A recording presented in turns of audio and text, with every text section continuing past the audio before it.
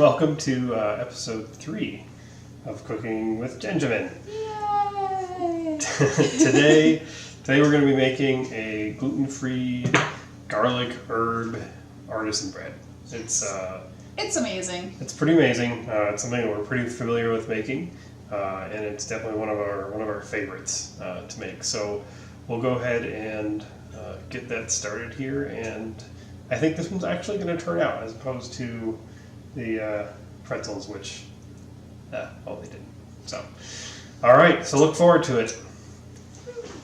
Okay, so as this is something that is my specialty that I've been making, I'm going to be the one primarily throwing everything together here. So, but what we're going to do is we're going to start off with, we got 2.5 cups of our gluten-free flour that we like to use, and again, that's used to be called Jules, but now it's called baking free. But you can also use Better Batter as a great one, and that one's a little bit easier to find in stores.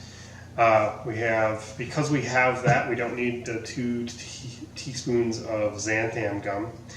So we're going to have, other than that then, we're going to have the 1 1/4 teaspoons of sea salt, a teaspoon of dried minced onions, a half teaspoon of garlic powder, a half teaspoon of onion powder, which is different from what normally do. Looks like the camera just moved, thanks to one of the cats. And 2 teaspoons of dried thyme and 2 teaspoons of dried basil. So I've already gotten ahead and prepared all the dry ingredients here, and we're going to go ahead and combine them. So as part of this, what we've done is I've gone ahead and started our wet ingredients as well. So one of the things that's involved in that is getting some yeast together and putting that in a warm, about 110 degree cup of about 1 1/4 to 1 1/3 cups of warm water, usually about 110 degrees, with a pinch of sugar. And what that does, it allows the yeast to get started. And so I've gone ahead and gotten that started, and I've now got my dry ingredients mixed up pretty well, pretty easily. And then what we're going to do is we're going to go ahead and combine all of the wet ingredients. So that includes our yeast here that got nice and poofy, as you can see, and that's what you really want to look for, is get it nice and poofy. Now this probably sat for a little too long, but I think we'll still be okay. So we'll go ahead and combine everything here. The other thing that you don't have to add to this recipe, but we have found that we really like, is adding a cup of sharp cheddar cheese.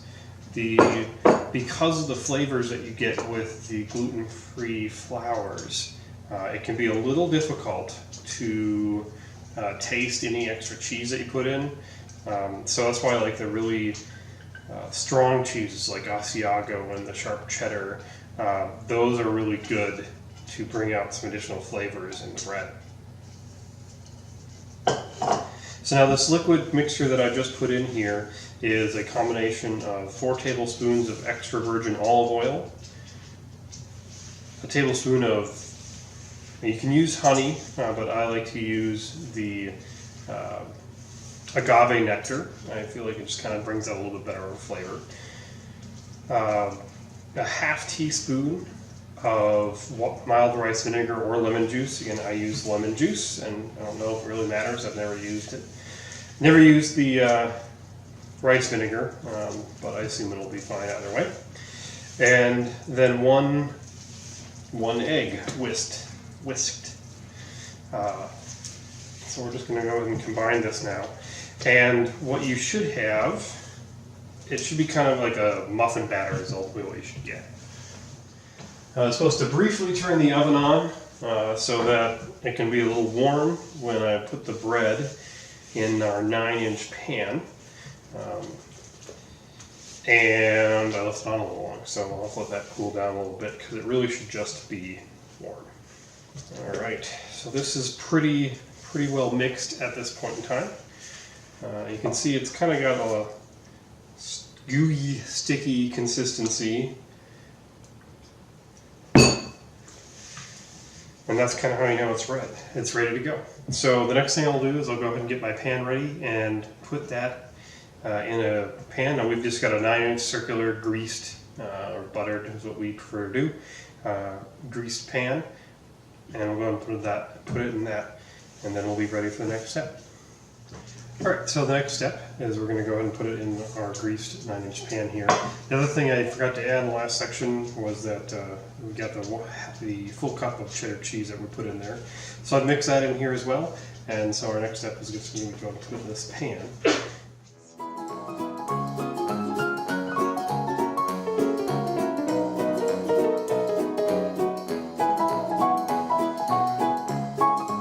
Because this is so sticky, what we're going to need to do is actually go wet down my hands and then kind of start patting it down and getting it into shape.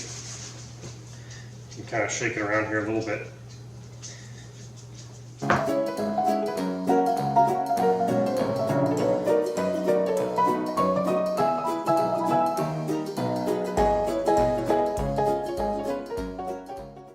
what we're going to do now is go and put it in the oven and let it rise for about 20 minutes. You want it to get about double in size.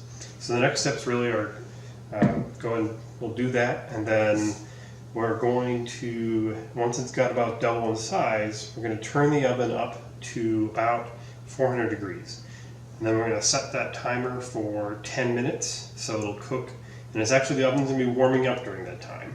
But it'll be warming up to 400 and then cooking at 400 for 10 minutes. And then after that, we'll turn the oven down to 350 degrees, and then it'll cook for another 12 to 15 minutes.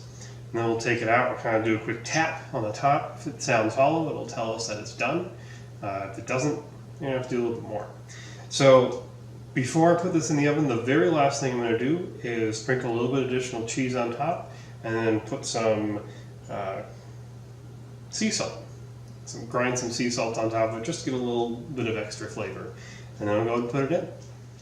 Alright, and we are back with the finalized product here.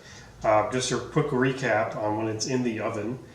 So one of the things that's important to remember with this recipe is when you put it in the oven to let it rise for 20 minutes, you're putting it in a warm oven, not hot, probably around 100 to 150 degrees, letting it rise for about 20 minutes, and then you're leaving the oven closed. Then you want to put it up to 400 degrees and let the oven warm up. Let that go for about 20 minutes, and then that's when you put it down to 350. At no time are you opening up the oven. When you do that, it cools the oven down really fast and it can cause the bread to collapse. So I'm still working on perfecting it so it stays nice and spongy, but that's the first start to doing that, is to make sure you're not opening up the oven and poking it and adding toppings to it. So with that, here we have the finalized bread. It turned out pretty well this time. Ignore the bite marks, that was me. Yes, when I said that this was one of our favorite ones to make, this is the evidence of that, because Jenna can't help herself and she has a tendency to bite them. So it is true. Our cheese got a little brown, but you can make the rest of the bread a little bit more brown as well. If you put butter on it, it tends to brown it a little bit. I didn't in this case. It doesn't really add a whole lot to the flavor, but I did put some sea salt on top and then the cheese. So that's it. Let's go ahead and take our first official bite.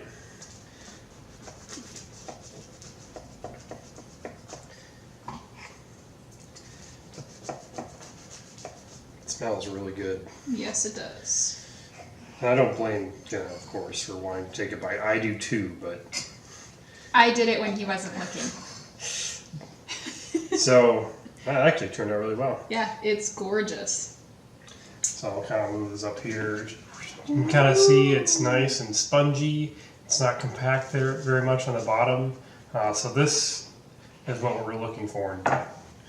And yeah, I already know it's going to be amazing. It's amazing. Yeah, it turned out really well. Yep. Yeah, and definitely stay tuned for our next video. I make a pretty mean pumpkin bread, so prepare yourselves for that. It's pretty awesome. So that'll be our next session. Really good. Oh, excellent. Absolutely excellent. All right, well, thanks for joining us this time. And yeah, we'll see you for number 4. Woo-hoo.